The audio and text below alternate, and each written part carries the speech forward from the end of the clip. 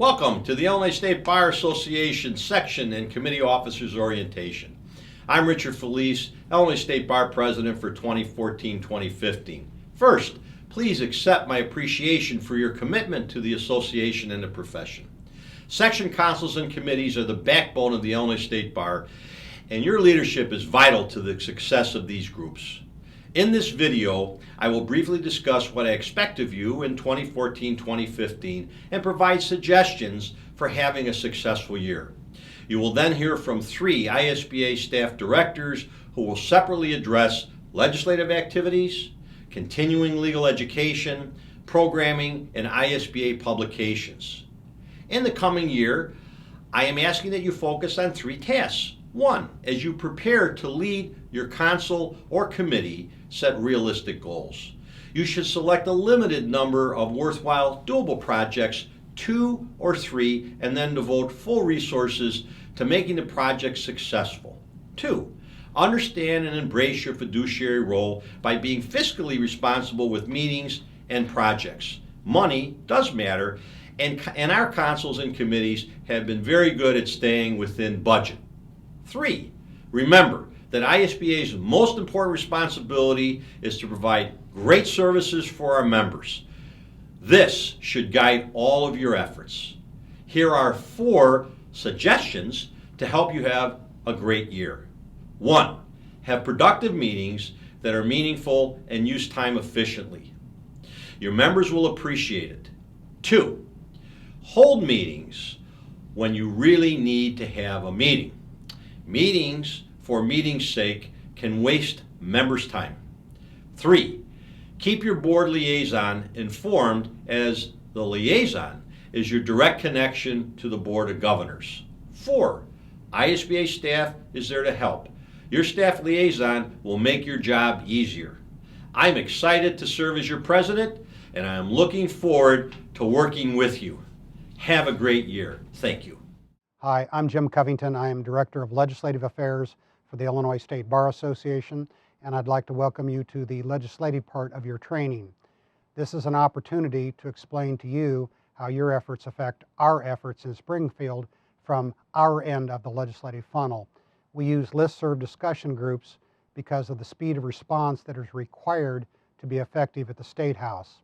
This spring, the General Assembly filed more than 6,200 bills. Only 600 were sent to the governor. We review them as they are introduced and then refer them to relevant sections and committees. We use the traffic on your discussion groups to triage bills to determine what is important and what is not important, which determines how much effort we put into a bill. A couple of suggestions on discussion group email traffic. First, it's not private. Unfortunately, the only thing that prevents a section member from forwarding on to the world the rest of the section's comments is good manners. So please make your comments judicious. Second, I can't go tell a legislator that their bill is stupid, even if it is. What they respect is a concise explanation of what problems their bill will cause. Third, what legislators prefer to hear is advice on how their bill can be fixed. It's much nicer for us to tell them, if you amend your bill to do this, we'll be fine, rather than no. Fourth, your members must understand that the legislative summaries at the front of every bill may not be accurate. The summaries are fine for you all to individually triage a bill, but to give us advice, you must look at the actual text of the legislation. Fifth, if you don't get a bill that you think you should, just call or email us and we'll send it right out to you. Concerning the collating of discussion traffic, you may do it in any way you want. But we have found that sections committees that form a legislative subcommittee of not less than 3 no more than 5 members is effective in responding within the required time frames. I would like to end with a request that you call or email me about legislation that interests you. I often write about legislation in eclipse because I'm not sure what the bill means or what its unintended consequences may be. I'm hoping to hear from you to answer these questions, and that's why I write about it. Thank you. Hello, ISBA officers. We have rolled out the red carpet to welcome you to our ISBA studio. So sit back, grab some popcorn, and get ready for take 1 in the ISBA studio. I'm Jeannie Heaton, your Director of CLE, and I want to thank you for your many contributions to ISBA Law Ed in the past and offer a few CLE highlights for you. First, I want to give you a close-up look at our ISBA studio, where we're asking most sections and committees to produce not just one, but 2 short live webcasts this year. You'll see we have recording equipment for our videographer who's capable of editing in your PowerPoint slides, so please include them.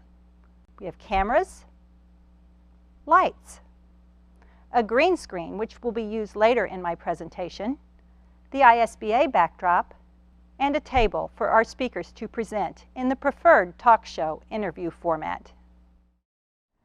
My colleague, Tiffany Bordenkircher, was unable to join me today to demonstrate the talk show format, but I wanted to introduce her to you because she is the primary staff contact for your CLE coordinators and your speakers. Now, I want to highlight our top tips for doing great law ed programs. First, please read the CLE chapter in your officer's training manual. Next, send your CLE coordinator to the training program on Saturday morning of annual meeting. If you've not done so, please appoint a lead CLE coordinator. You can now access all the CLE resources you need on the ISBA website. We have a CLE coordinator webpage with submission deadlines, proposal forms, your CLE liaison's name, and more. Our faculty webpage has information on upcoming training programs, a YouTube video with studio tips, and many other resources. If you don't find what you need online, please contact your CLE committee liaison or staff.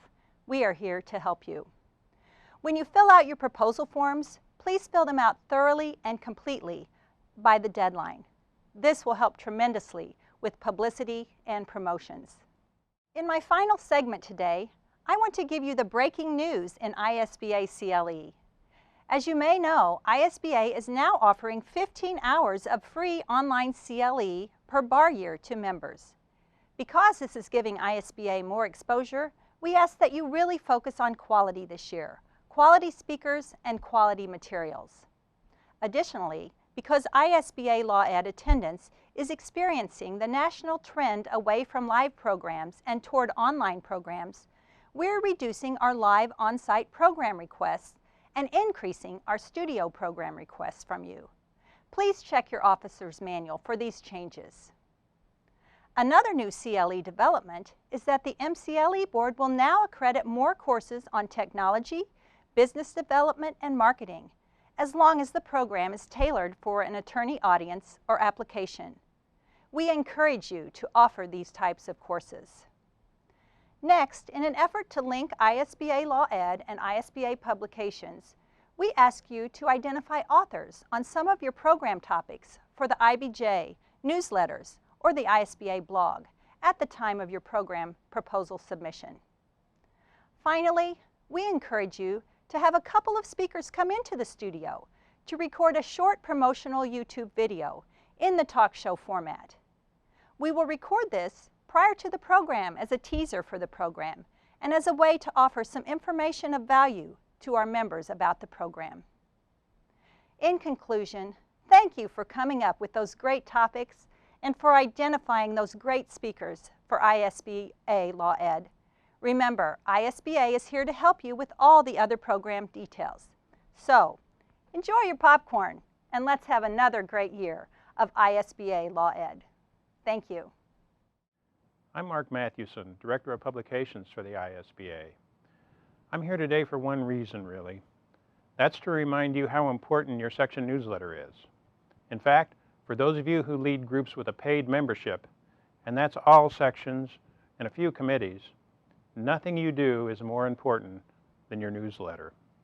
The many rank and file members of your group don't attend your meetings, they don't participate in the great discussions, and they don't meet the interesting people around your table. But they do get your newsletter, which is their most visible and tangible benefit of membership. We at the ISBA promise section members a quarterly newsletter, and with few exceptions, that's what they get. In some cases, they get as many as 12 issues a year. Thanks to you and your hardworking editors, The ISBA has the largest and most productive newsletter program of any state bar association. So what can you do as a section leader to help your editors produce a great newsletter? A couple of things. First, you can make newsletter production a standing agenda item. Monitor newsletter progress and make sure you're helping your editors meet their production goals. Brainstorm topics at your meetings. Assign council members to write articles and find ways to reward those who do. Believe me, your editors appreciate this kind of support.